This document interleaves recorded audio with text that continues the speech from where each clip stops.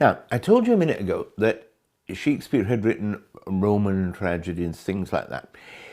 One of the things that he was still, in a way, having to prove that he could do was emulate the great masters of the past. And the great masters whom he had not studied, because he didn't go to university, and his contemporaries, his peers, like Christopher Marlowe and Ben Jonson. Marlowe was dead by now, but his peers, they'd all been to university, they'd studied the classics. The classics meant then, as it still often does, Greek and Latin.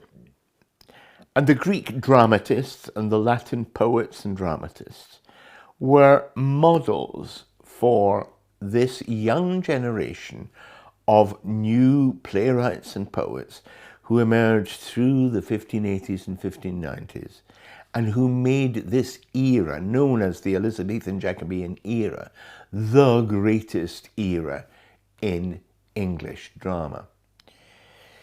So we have to ask what Shakespeare's connection was with this Greek and classic tradition.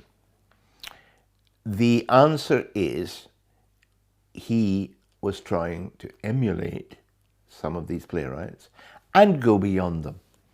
I told you a few minutes ago about Comedy of Errors, where he takes a play by Plautus, which has a set of twins and the confusions. Comedy, it often comes out of confusion. That's just a standard. It comes out of confusion nowadays in any comedy you see on television.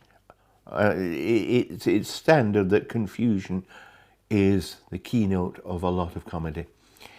And in the Comedy of Errors, he takes the Roman model and multiplies it.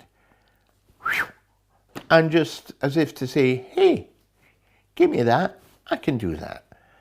He did the same with the Roman tragedy. You want a Roman blood tragedy, a la Seneca? I can do that. He's showing what he can do. He's flexing his muscles. In a year or two's time after 1595, 1596, he's going to get a bit, shall we say, to quote Coleridge, he'll become a sadder and a wiser man. There's a key shift in Shakespeare's work after the death of his son, Hamnet, which happened in 1596. For me, it is absolutely clear that Midsummer Night's Dream was written before the death of Hamnet. And for me, it's absolutely clear that things like Merchant of Venice, Richard II, the Henry IV plays were written after the death of Hamnet, as indeed was Hamlet. See the great novel by Maggie O'Farrell, now turned into a play. The relationship between education and talent is something that people discuss in terms of Shakespeare. A lot of people, you might have heard, think that Shakespeare didn't write Shakespeare. It wasn't this guy from Stratford because he was an uneducated lout and he was a provincial and he wasn't an aristocrat and all that kind of elitist guff.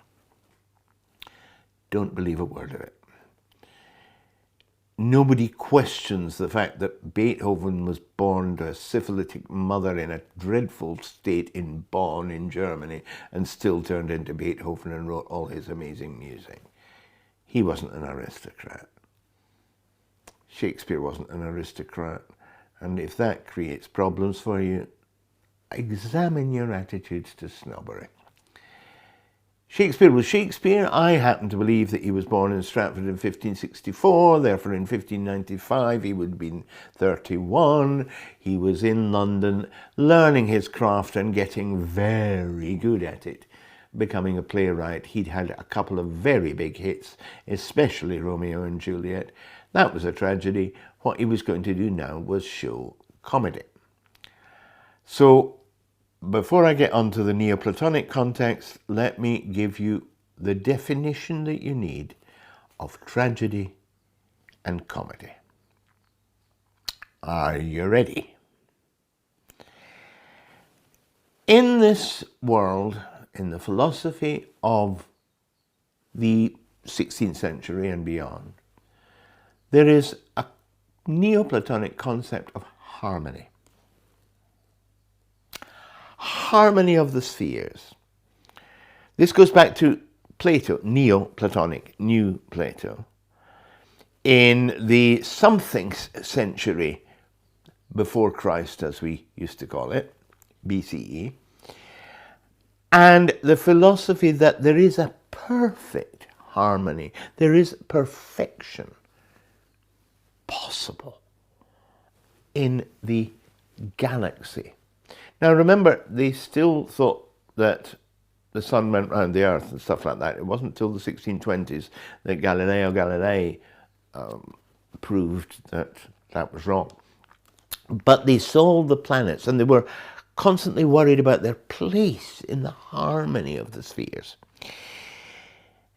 And Platonic perfection is an ideal that might or might not be achievable. And in many, many, many of the theatre works and poems of the 16th and 17th century in particular, there is a search for perfect harmony. Midsummer Night's Dream is one of these searches towards perfect harmony. And in the spheres of activity in Midsummer Night's Dream, you've got the mortal sphere in the middle, represented by Theseus and Hippolyta, who are the kings and queen of Athens. Athens, Greek. You see, we're contextualizing it Greekly. Below them you have the mechanicals, the homespun hempen, the weaver and the bellows mender, the working class, if you would go that way. Some people don't like to call them the working class because it's, well, it's a bit anti-letteram. I mean, the phrase hadn't been invented yet, but they are the workers, the mechanicals. But there is also the supernatural sphere, where Oberon and Titania are the king and queen.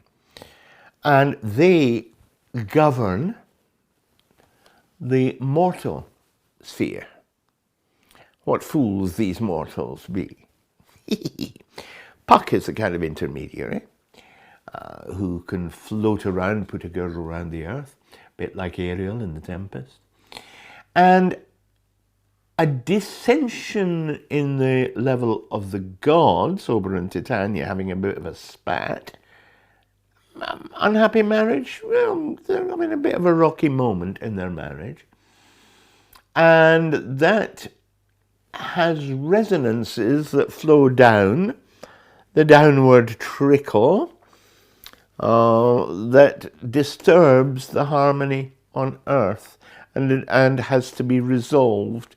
Has to be resolved from the top, carrying it on its way down. And it's resolved, you'll be happy to know, in 3 dances. 1, 2, 3, as we shall see later on. And harmony is restored. It was all a dream.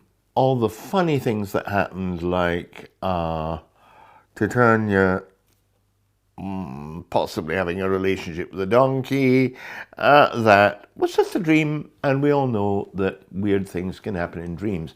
Freud loved this play. 4 centuries later, he said that Shakespeare had got there way before him. The peculiar, weird, absurd things that happen in dreams, Shakespeare got them. And lots of playwrights ever since have tried to write dream plays. And most of the dream plays that have followed, I'm thinking of Strindberg and people like that, have been nightmare plays. This one never turns into a nightmare, although it goes pretty near the edge. And that's because it's a comedy. And in a comedy, all's well that ends well. In a comedy, nobody dies. That's the main thing.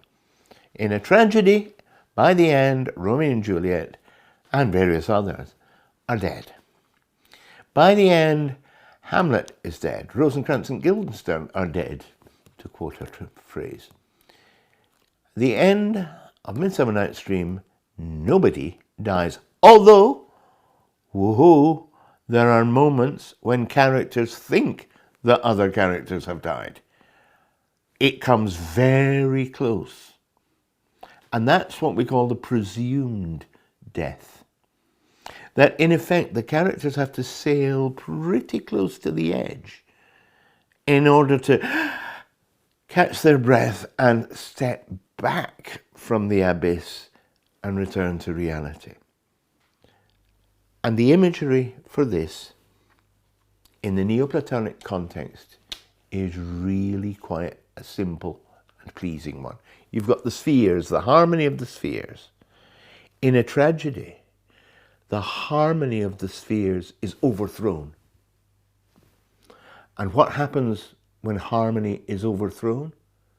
The opposite of harmony, which is chaos. Othello actually says this in his tragedy. When I have thee not, chaos is come again. And in fact, there is potential chaos all through any of the comedies, from Comedy of Errors on through Midsummer Night's Dream to As You Like It, and transgender chaos in Twelfth Night.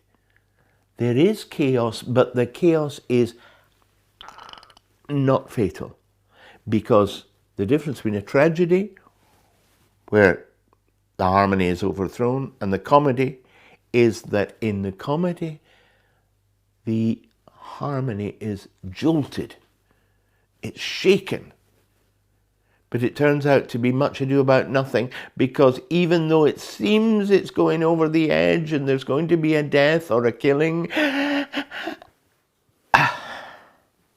it's restored.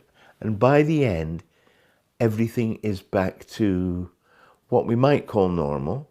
But of course, everybody's gone through a change. In the Tempest, that's a sea change. In plays like Midsummer Night's Dream and As You Like It, it's a green world change, because Shakespeare moves the action from the city to the country, establishing a very old idea, again classic idea, Arcadia. Arcadia is the perfectly harmonious world of nature. And you get this again and again. You get it in Love's Labour's Lost, where they all adjourn to the forest. You get it to As You Like It, where they all run off to the forest. Here, again, they leave the city of Athens, which is basically the base for all the action, and it's where they return to. And they go 3 leagues away, so quite a long distance, 21 miles, I believe. Bottom and the Mechanicals, when they go to rehearse their play, they say they're going to rehearse obscenely, which is a lovely malapropism, again, an anachronistic term for the verbal confusions and sensual confusions that Bottom introduces. Obscene off the stage, really, obscurely, that means. But they're only 1 mile away from the city, because, well, maybe they didn't have transport, maybe the others had transport. We don't know. We have to just take that. But the point is, the chaos of tragedy is averted, and how it is averted is tremendously important, because the agency of the redemption comes from the top of the pile, comes from Oberon and Titania. As we shall see, they are the root cause of all the problems. They have to start out the redemption, and theirs is the first dance.